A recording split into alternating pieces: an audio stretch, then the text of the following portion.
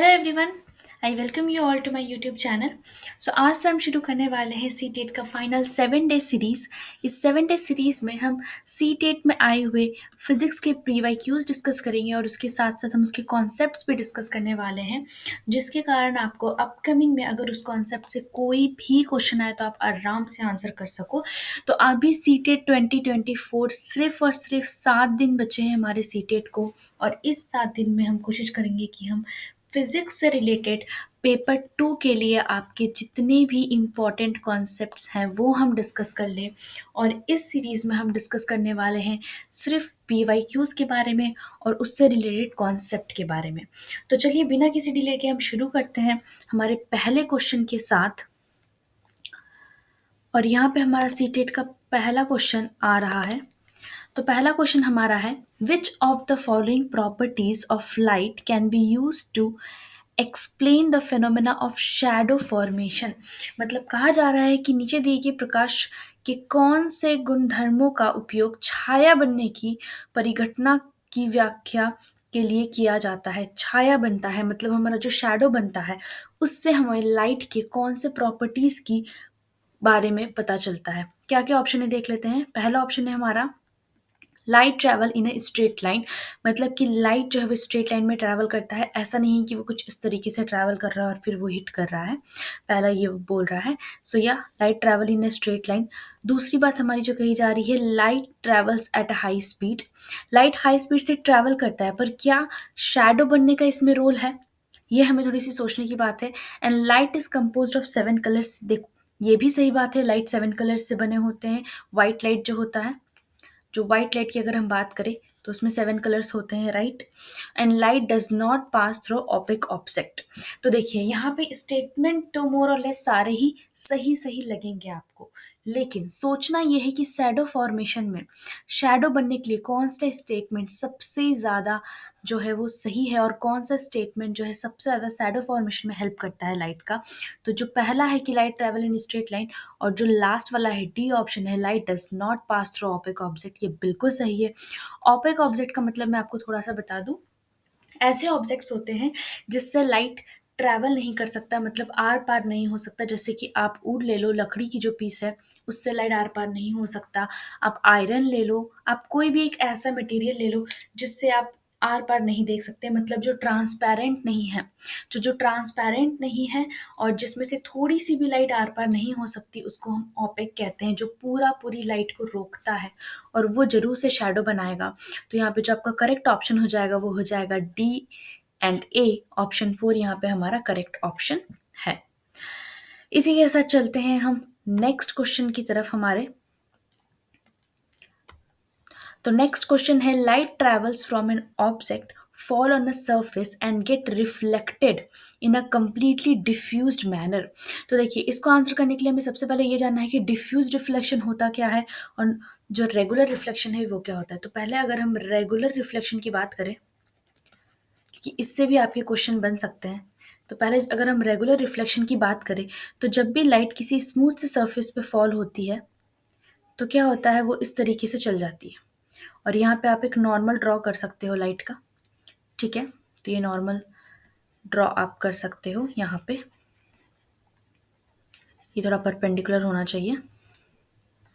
यहाँ पे हम ड्रॉ करते हैं इस तरीके से। तो ये हमारा क्या है, इंसिडेंट एंगल बन जाता है, ये हमारा रिफ्लेक्टेड एंगल बन जाता है। ये वाला जो सेकंड एंगल है इसे हम रिफ्लेक्टेड एंगल कहते हैं, ठीक है। अभी जब नॉर्मल डिफ्यूज रिफ्लेक्शन होता है उसमें क्या होता है, जो भी पैरेलल बीम ऑफ लाइट आ रही हैं रिफ्लेक्शन के बाद भी ये सारी जो बीम है ये पैरेलल ही रहने वाली है। तो इसको आप रेगुलर रिफ्लेक्शन कहते हो कि रिफ्लेक्टेड रेज जो है ये भी पैरेलल हैं, ये भी जो है एक दूसरे से पैरेलल हैं, इसको आप रेगुलर रिफ्लेक्शन कहते हो। लेकिन जो डिफ्यूज्ड रिफ्लेक्शन है, आपको भी समझ में आ ही गया होगा, डिफ्यूज्ड वर्ड हम यूज़ कर रहे हैं, इसका मतलब ये है कि वहाँ पे पैरेलल नहीं है रिफ्लेक्टेड रेज। तो ये कैसे सरफेस से होता है, तो जब भी सरफेस आपका इरेगुलर है तो अगर लाइट रे, ऐसे सारी लाइट रे आके फॉल कर रही हैं, लेकिन रिफ्लेक्शन के बाद जो रिफ्लेक्टेड रे हैं वो पैरेलल नहीं होंगी। आप देख सकते हैं यहाँ पर रिफ्लेक्टेड रेज जो है वो एक दूसरे से पैरेलल नहीं है। वो इधर उधर के डायरेक्शंस में जा रही हैं, और इसी को हम डिफ्यूज रिफ्लेक्शन कहते हैं कि इंसिडेंट रे तो हमारी पैरेलल है, लेकिन जो रिफ्लेक्टेड रे हैं वो पैरेलल नहीं है। तो ये हमारा डिफ्यूज रिफ्लेक्शन कहलाता है। तो यहाँ पे कहा जा रहा है कि पूरे डिफ्यूज्ड मैनर में ही लाइट रिफ्लेक्ट हो रहा है। What can you say about the nature of image of the object. तो इमेज कैसा बनेगा ऑब्जेक्ट का? ऑब्जेक्ट कहाँ है? जहाँ से लाइट आ रही है वहाँ पे ऑब्जेक्ट है। इमेज कहाँ पे बनता है, इसके बारे में थोड़ा सा देख लेते हैं। तो इमेज कैसे टाइम पे बनता है? इमेज तब बनता है जब कोई दो रिफ्लेक्टेड रे, ध्यान से सुनिएगा, जब कोई दो रिफ्लेक्टेड रे आपस में इंटरसेक्ट करती हैं तब इमेज बनता है। जैसे कि आप मान के चलिए, मैं यहाँ पे एक मिरर लेके बताती हूँ। ये एक मिरर है, कर्व मिरर है। तो यहाँ पे एक रे आया, वो इस तरीके से कुछ रिफ्लेक्ट किया, यहाँ पे आया, ठीक है। दूसरा रे सपोज ऐसे आया, वो यहाँ पे आके रिफ्लेक्ट किया, वो ऐसे आया। तो जहाँ पे ये दोनों रिफ्लेक्ट करने के बाद मीट करती हैं, यहाँ पे आपका इमेज बनता है। तो किसी भी ऑब्जेक्ट का इमेज तब बनता है जब दो रिफ्लेक्टेड रेज एक दूसरे को कट करती है। पर जब हमारा जो रे है वही डिफ्यूज है, वही क्या है, वही डिफ्यूज है, वही सही से नहीं रिफ्लेक्ट हो रहा है, डिफ्यूज मैनर में रिफ्लेक्ट हो रहा है, तो इमेज वर्चुअल या सेम साइज कुछ भी नहीं बन पाएगा, रियल इनलार्ज नहीं बन पाएगा, वर्चुअल इनलार्ज नहीं बन पाएगा। तो इमेज क्या बनेगा? No image will be formed. अगर डिफ्यूज्ड है तो no image will be formed. ये जो है हमारा करेक्ट ऑप्शन यहाँ पे हो जाएगा। चलते हैं नेक्स्ट क्वेश्चन की तरफ। सो identify the correct statement from among the following. ठीक है, तो हमें यहाँ से करेक्ट जो है वो स्टेटमेंट जानना है। तो पहला स्टेटमेंट है the lower frequency of the vibration higher is the pitch. ठीक है, तो दो चीजों को आपको यहाँ पे समझने की जरूरत है। पहला तो है फ्रीक्वेंसी और दूसरा है एम्पलीट्यूड। तो किसी भी जो वेव है, साउंड वेव की फ्रीक्वेंसी क्या होती है? फ्रीक्वेंसी होती है कि एक सेकंड में जो वेव है हमारा, वो कितना ऑसिलेशन किया। मतलब ये जो एक बार यहाँ से स्टार्ट हुआ, स्टार्ट होके ये फिर से जो यहाँ पे आया, इसको हम वन ऑसिलेशन कहते हैं। तो ये एक सेकंड में ये जो अप होके डाउन, फिर ये अप होके डाउन, ये कितने बार हुआ है, इसको आप फ्रीक्वेंसी कहोगे। कितने टाइम में? एक सेकंड में। मतलब number of oscillation in 1 second. Number of oscillation in 1 second जो है वो हमारा फ्रीक्वेंसी कहलाता है। ठीक है, क्वेश्चन में है फ्रीक्वेंसी और पिच के बारे में पूछा गया है। पिच क्या होता है? पिच होता है कि कोई भी आवाज आपको कितनी ज्यादा कान में चुभती है। जैसे हम कहते हैं ना, कोई भी आवाज कितनी ज्यादा श्रिल है, कितना उच्च है वो आवाज, उसको हम पिच कहते हैं। ठीक है, तो आपको एक बात याद रखनी है कि पिच जो है, किसी भी साउंड की जो पिच होती है वो प्रोपोर्शनल होती है फ्रीक्वेंसी के। इसका क्या मतलब है? इसका मतलब ये है कि अगर आपने फ्रीक्वेंसी को बढ़ाया तो पिच भी इंक्रीज होगा, अगर आपने फ्रीक्वेंसी को घटाया तो पिच भी डिक्रीज होगा। ठीक है, ये हो गई पिच और फ्रीक्वेंसी की कहानी। फिर आते हैं हम एम्पलीट्यूड पे। तो अगर एक साउंड वेव है, ठीक है, तो उसमें जो मीडियम पार्टिकल है वो कितने ज़्यादा एम्पलीट्यूड से वाइब्रेट कर रहे हैं। एम्पलीट्यूड मतलब क्या?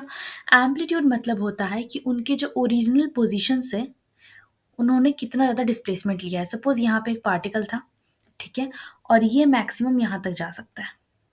तो ये जो डिस्टेंस आपको दिख रहा है, ये जो डिस्टेंस आपको दिख रहा है, इसी को हम कहते हैं एम्पलीट्यूड। अभी यहाँ पे आपको एक और वर्ड दिख रहा है यहाँ पे, जो कि है लाउडनेस। तो एक चीज़ और आपको फिर याद रखनी है, लाउडनेस जो है मतलब कि कोई भी आवाज़ कितनी ज़्यादा हाई वॉल्यूम पे है, वो आपका लाउडनेस होता है। तो वो आपका प्रोपोर्शनल होता है एम्पलीट्यूड के।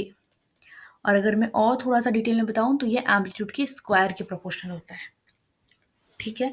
तो अगर आपने एम्पलीट्यूड इंक्रीज़ किया है तो लाउडनेस इंक्रीज़ होगा साउंड का। तो जब भी हम वॉल्यूम बढ़ाते हैं तो हम क्या करते हैं? हम एक्चुअली एम्पलीट्यूड इंक्रीज़ कर रहे होते हैं, तो जो है साउंड का लाउडनेस इंक्रीज़ हो जाता है। ठीक है? तो एम्पलीट्यूड हम चेंज कर सकते हैं, हम इंक्रीज़ कर सकते हैं, हम डिक्रीज़ कर सकते हैं, वॉल्यूम इंक्रीज़ डिक्रीज़ करके। पर फ्रीक्वेंसी के साथ हम ऐसा नहीं कर सकते। क्यों नहीं कर सकते? तो यहाँ पे एक और चीज़ आपको ध्यान रखनी है कि ये जो फ्रीक्वेंसी है ना, ये सोर्स पे डिपेंड करता है कि उसको प्रोड्यूस किसने किया है। जैसे कि अभी मैं बोल रही हूँ, तो मेरे गले से जो भी वॉइस निकल रहा है उसकी एक फ्रीक्वेंसी है, तो ये सोर्स पे डिपेंड कर रहा है। ठीक है? उसी तरीके से जो फ्रीक्वेंसी है वो सोर्स पे डिपेंड करता है, ये आपको ध्यान में रखना है। तो यहाँ पे कहा गया है the lower the frequency of the vibration higher is the pitch, ये नहीं हो सकता क्योंकि फ्रीक्वेंसी अगर कम है तो पिच भी कम होगा क्योंकि ये डायरेक्टली प्रोपोर्शनल है। The loudness of a sound is determined by the frequency of the vibration, अभी अभी हमने डिस्कस करा लाउडनेस किस पे डिपेंड करता है, एम्पलीट्यूड पे डिपेंड करता है, फ्रीक्वेंसी पे पिच डिपेंड करता है, तो ये भी नहीं होगा। Sound can not travel through vacuum, इस पे आते हैं। तो साउंड को कहा जा रहा है वैक्यूम से नहीं ट्रैवल करेगा। वैक्यूम का क्या मतलब है? वैक्यूम मतलब ये है कि वहां पे कुछ भी नहीं है, नो मीडियम, ठीक है, वहां पे कुछ भी नहीं है, वहां पे कोई मीडियम नहीं है, उसको हम वैक्यूम कह रहे हैं, ठीक है। तो इसके लिए आपको एक बार जानने की जरूरत है कि साउंड जो है उसे हम कहते हैं मैकेनिकल वेव। मैकेनिकल वेव मतलब, मैकेनिकल वेव ऐसे वेव होते हैं जिन्हें मीडियम पार्टिकल की ज़रूरत होती है, जो बिना मीडियम के नहीं जा सकते, जिन्हें चाहिए कोई ऐसा मीडियम का पार्टिकल जो उनकी एनर्जी को, जो उनकी वाइब्रेशन को एक से दूसरी जगह पे ट्रांसफ़र कर दे, ठीक है, खुद भले ही ना मूव हो पर एक से दूसरी जगह पे जो है एनर्जी का ट्रांसफ़र हो जाए, तो मीडियम पार्टिकल की ज़रूरत होती है ऐसे वेव को। तो साउंड को चाहिए मीडियम पार्टिकल, मतलब या तो एयर मिल जाए उसे, या लिक्विड मिल जाए उसे, या कोई और गैस मिल जाए उसे, या सॉलिड मिल जाए उसे, कोई भी मीडियम रहेगा तभी साउंड ट्रैवल होगा, नहीं तो नहीं होगा। और साउंड एक कैसा वेव है? मैकेनिकल वेव है, उसे किसकी ज़रूरत है? मीडियम पार्टिकल की ज़रूरत है। तो ये बिल्कुल सही है कि साउंड जो है वो वैक्यूम से नहीं जा सकता। क्यों नहीं जा सकता? क्योंकि वहाँ पे कोई मीडियम नहीं है। अगर कोई मीडियम नहीं है तो कोई पार्टिकल नहीं है जो उसकी वाइब्रेशन को एक से दूसरी जगह पे लेके जाएगा, तो साउंड वहाँ से नहीं जा सकता। ये बिल्कुल सही है। Pitch of the sound determined by it's amplitude, ये भी गलत है क्योंकि अभी अभी हमने डिस्कस करा पिच जो है वो फ्रीक्वेंसी पे डिपेंड करती है, एम्पलीट्यूड पे डिपेंड नहीं करती है। एम्पलीट्यूड पे हमारा डिपेंड करता है लाउडनेस। ठीक है, आशा करते हैं यहाँ तक आप लोग को क्लियर है अभी तक हमने जितने भी क्वेश्चंस करे हैं उसमें। इसके बाद साउंड के इस कॉन्सेप्ट के बाद हम चलते हैं नेक्स्ट क्वेश्चन की तरफ। तो आप लोग इसका नोट भी कर सकते हैं, ये कुछ कॉन्सेप्ट छोटे छोटे जहाँ से क्वेश्चंस बन रहे होते हैं।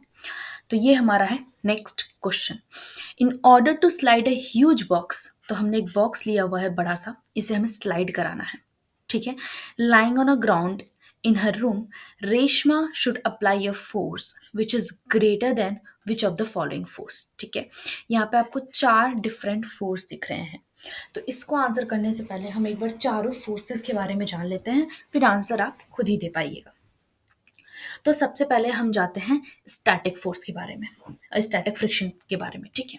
तो सबसे पहले फ्रिक्शनल फोर्स होता क्या है? तो जब भी कोई एक सरफेस किसी दूसरी सरफेस पे स्लाइड कर रहा होता है या किसी दूसरी सरफेस के कांटेक्ट में होता है, तो एक फ्रिक्शन फोर्स आता है जो कि उनके मोशन को क्या करता है? अपोज करता है, राइट। उनके मोशन को ये कार्य क्या करेगा? अपोज करेगा, ये फ्रिक्शन, ठीक है। तो अगर आप किसी भी चीज़ को इधर फोर्स लगा रहे हो तो फ्रिक्शन इधर वर्क करेगा, उल्टे डायरेक्शन में वर्क करेगा ये फ्रिक्शनल फोर्स, और वो उसको अपोज करेगा। सेकेंड आपका आता है ग्रेविटेशनल फोर्स। अच्छा, अभी इस फ्रिक्शन में भी ना आपको 4 तरह के फ्रिक्शंस मिल जाएंगे बेसिकली। आपको एक मिल जाता है स्टैटिक फ्रिक्शन। स्टैटिक फ्रिक्शन कब लगता है? जब वो मूव नहीं कर रहा, बस जस्ट मूव करने वाला है, मतलब आपने फोर्स तो लगाया, ऐसा होता है ना कोई चीज़ बहुत भारी होती है, हम उसे धक्का दे रहे हैं पर वो मूव नहीं कर रहा, तो आपने फोर्स तो लगाया पर वो अभी तक मूव करना स्टार्ट नहीं हुआ है, ठीक है। उस केस में वो क्या है? स्टैटिक है, मतलब वो रेस्ट में है। उस केस में जो फ्रिक्शन लगता है वो स्टैटिक फ्रिक्शन लगता है।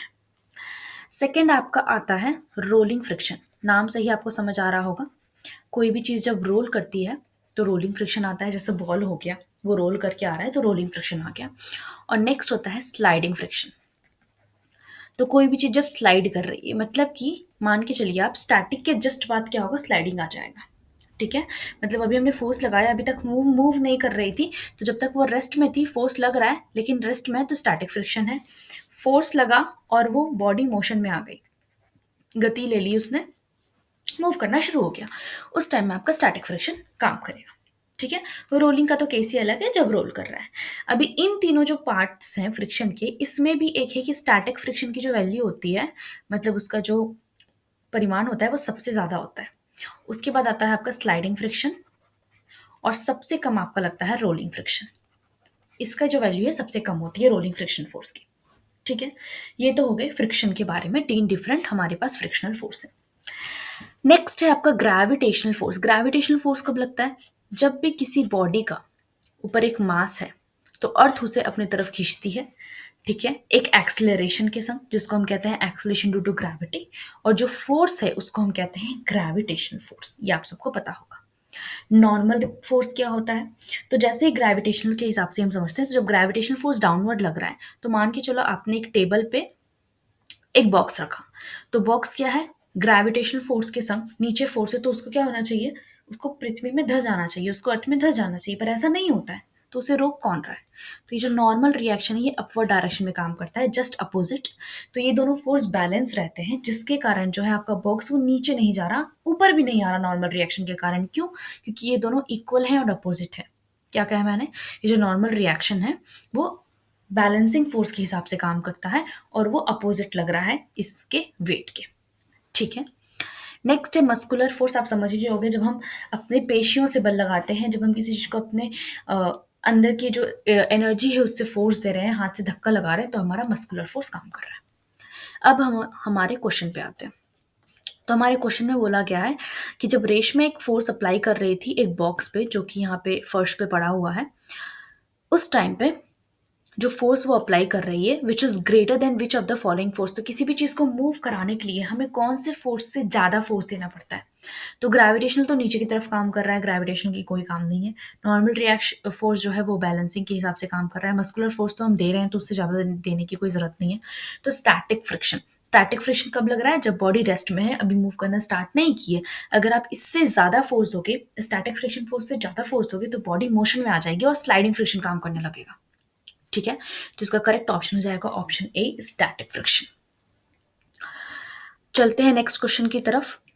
Which of the following sets comprises liquid which are poor conductors of electricity? तो दो तरह के आपको मटेरियल्स मिल जाएंगे। एक होता है गुड कंडक्टर्स मतलब कि जिसमें से इलेक्ट्रिसिटी पास हो सकती है, और एक होता है bad conductors. So bad conductors होते हैं जिसमें से इलेक्ट्रिसिटी पास नहीं हो सकती। तो सबसे पहले किस क्राइटेरिया पे हमने इन दोनों को डिवाइड किया? तो बेसिकली है जहां पे भी आपको फ्री इलेक्ट्रॉन्स मिल जाएंगे, या फिर जहाँ पे भी आपको आयंस मिल जाएंगे। फ्री इलेक्ट्रॉन्स या आयंस आपको जहाँ पे मिल जाएंगे जो इलेक्ट्रिसिटी को कंडक्ट कर सकते हैं, उस हिसाब से हम कह सकते हैं ये गुड कंडक्टर है या बैड कंडक्टर है। ठीक है, तो यहाँ पे पहला ऑप्शन है हमारा टैप वाटर, शैम्पू, हनी। तो यहाँ पे जो टैप वाटर है ये क्या है? ये गुड कंडक्टर है। क्यों? क्योंकि टैप वाटर प्योर वाटर नहीं होता है, उसमें कुछ आयंस होते हैं, उसमें कुछ इम्प्योरिटीज होती हैं जिसके कारण वो इलेक्ट्रिसिटी कंडक्ट कर सकते हैं। साल्ट सॉल्यूशन, इसमें भी आयन से, अगर आप नॉर्मल सॉल्ट ले लो, NaCl ले लो, जैसे ही आप इसको वाटर में डिसॉल्व करोगे, ये Na+Cl- दो आयन में डिवाइड हो जाएगा, तो ऑब्वियसली ये क्या है? एक आयन बनेगा, right. Lemon juice acidified water बना देगा, ये भी ऑलरेडी अच्छा कंडक्टर बनेगा। विनेगर सेम, ये भी अच्छा कंडक्टर बनेगा क्योंकि आयन बना देगा। शैम्पू, शैम्पू के कोई भी ऐसे केमिकल नहीं है जो जिसमें फ्री आयंस हो। वेजिटेबल ऑयल, उसमें भी नहीं है free ions. And distilled water, मतलब बिल्कुल H2A है सिर्फ, उसमें कोई भी आयन नहीं है डिस्टिल्ड वाटर में, प्योर है वो बिल्कुल, इसलिए हम उसको पीने के लिए भी यूज़ नहीं करते हैं।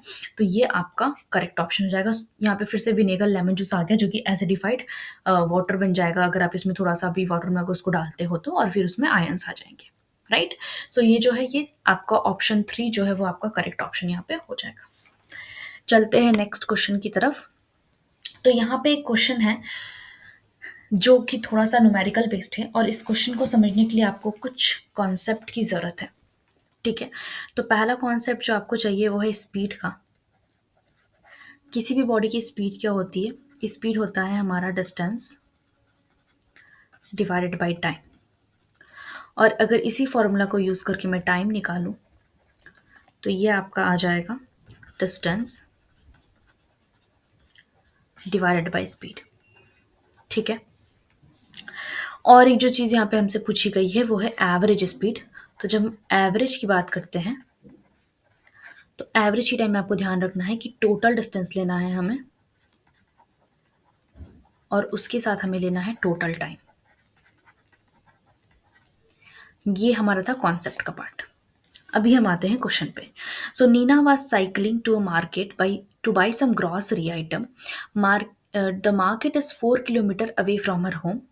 She travels at a speed of 12 kilometre per hour for the first 10 minute. मतलब आप ऐसा समझो कि यहाँ पे उसका घर था, नीना का घर जो है वो यहाँ पे था, और वो गई मार्केट। तो ये पूरा डिस्टेंस है 4 किलोमीटर। पहले 10 सेकेंड्स में पहले 10 मिनट्स में उसने ट्रैवल करा है कुछ डिस्टेंस जो हमें नहीं पता है। ठीक है, मान लेते हैं उसने एक्स डिस्टेंस ट्रैवल करा, तो ये हमें नहीं पता है। तो ये उसने पहले 10 मिनट में ट्रैवल किया। तो अगर हम फर्स्ट टाइम ले जो उसने ट्रैवल किया इस 10 मिनट, और इस फर्स्ट टाइम में उसका जो स्पीड था वो यहाँ पे दिया हुआ है आपको 12 किलोमीटर पर आवर। ठीक है, यहाँ तक क्लियर है। आगे कह रहे हैं कि on her way she meets her friend Nikita and stops to chat with her 15 minutes. यहाँ पे उसने 15 मिनट का एक पॉज लिया, अपनी फ्रेंड से मिली, and she resumes her journey at a speed of 8 kilometre per hour. What is her average speed for the journey. फिर उसने यहाँ से यहाँ तक का डिस्टेंस ट्रैवल किया with a speed of 8 kilometre per hour. पर इस सेकेंड जर्नी का हमारे पास टाइम नहीं है। ओके, इसका डिस्टेंस भी हमारे पास नहीं है। तो डिस्टेंस ऑब्वियसली हम क्या ले सकते हैं, 4 - x ले सकते हैं। अगर हमने इसे x किलोमीटर लिया है तो इसको हम 4 - x ले सकते हैं। तो देखिए, सबसे पहले हम क्या करेंगे, सबसे पहले हम यहाँ पे ये डिस्टेंस निकालेंगे। कैसे निकालेंगे, तो हमें पता है speed is equal to distance by time. तो यहाँ से अगर मैं डिस्टेंस लिखूँ तो क्या आ जाएगा, स्पीड इंटू टाइम आ जाएगा। स्पीड इंटू टाइम, ठीक है। स्पीड वन हमारा क्या है, स्पीड वन हमारा 12 किलोमीटर पर आवर है। डिस्टेंस हमने x पकड़ा है। टाइम हमारा क्या है, टाइम हमारा 10 मिनट्स है। यहाँ पे थोड़ा सा आप लोग ध्यान देंगे, टाइम हमारा मिनट में है और स्पीड में हमारा आवर दिया हुआ है। तो हमें क्या करना पड़ेगा, टाइम को आवर में कन्वर्ट करना पड़ेगा, जिसके लिए हमें 60 से डिवाइड करना पड़ेगा। तो ये हमारा आवर में आ जाएगा। ठीक है, इसको जब आप लोग कैलकुलेट कीजिएगा तो ये आपको आएगा 2 किलोमीटर। ये हमें डिस्टेंस मिल गया। तो ये वाला जो डिस्टेंस हमें मिल गया, ये मिल गया हमें 2 किलोमीटर। जब ये डिस्टेंस 2 किलोमीटर है तो 4 - x कितना आ जाएगा, 4 - 2, जो कि फिर से है 2 किलोमीटर। तो ये जो सेकेंड डिस्टेंस है वो भी हमें मिल गया, वो आ गया हमारा 2 किलोमीटर।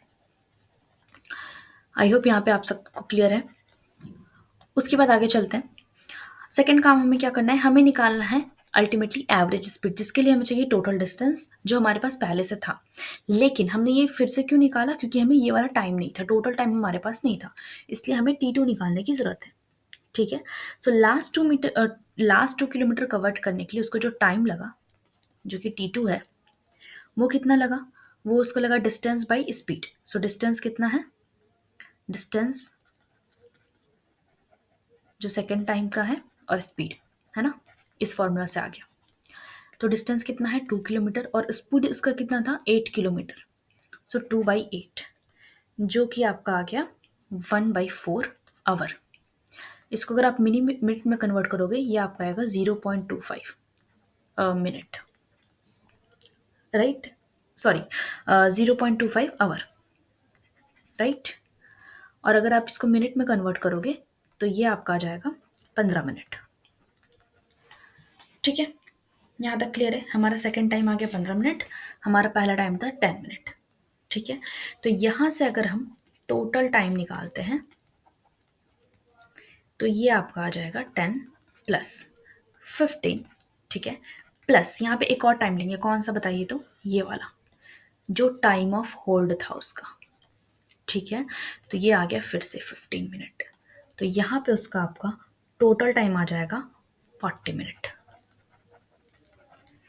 ठीक है, यहाँ तक आ गया हमारा, हमने टाइम निकाल लिया, हमने क्या निकाल लिया, हमने टोटल डिस्टेंस निकाल लिया। अब हम एवरेज स्पीड आराम से यहाँ पे निकाल सकते हैं। तो यहाँ पे आपका जो एवरेज स्पीड हो जाएगा, total distance 4 kilometre, total time 40 minute, फिर से ये मिनट पे है तो हमें क्या करना पड़ेगा, डिवाइडेड बाई 60 करना पड़ेगा आवर में कन्वर्ट करने के लिए। तो ये आ गया 40/60 क्या हो जाएगा, तो ये आवर हो जाएगा। तो ये पूरा हमारा आवर में आ जाएगा, राइट। तो ये आपको कैलकुलेट करने पे आ जाएगा 4 × 4 / 2/3, और ये आपको कैलकुलेट करके आ जाएगा 6 किलोमीटर पर आवर। तो यहाँ पे हमारा जो एवरेज स्पीड आ गया वो आ गया 6 kilometre per our. Option A हमारा करेक्ट हो जाएगा। ये थोड़ा सा लेंदी था दोस्तों, लेकिन थोड़ा सा लेंदी था, लेकिन कॉन्सेप्ट आप देखिए, इसमें कॉन्सेप्ट पूरा हलवा था। कोई भी ऐसा एकदम हार्ड कॉन्सेप्ट इसमें है नहीं, बस सिंपल डिस्टेंस और टाइम का कॉन्सेप्ट है। इसमें जो एक क्रूशियल चीज़ आपको दिमाग में रखनी है वो ये कि एवरेज स्पीड लेते टाइम आपको टोटल टाइम भी लेना है, टोटल डिस्टेंस भी लेना है, टोटल टाइम में आप ये टाइम ऑफ होल्ड भी लोगे, तभी आपका जो है करेक्ट आंसर आएगा। पहली बात। दूसरी बात, ये मिनट और आवर का कन्वर्शन आपको ध्यान रखना है, ये आपको करने की यहाँ पे ज़रूरत है। आई होप आपको वीडियो अच्छा लगा होगा, और अगर आपको वीडियो अच्छा लगा है तो इसको ज़रूर से एक लाइक दीजिएगा, और आपको इससे रिलेटेड कोई भी कैसा भी डाउट है तो आप कमेंट में डाल सकते हो, कोई टॉपिक आपको चाहिए तो आप कमेंट में डाल सकते हो, और कोई क्वेश्चन भी आपको है तो आप वो कमेंट में डाल सकते हो। Thank you for watching. Bye bye.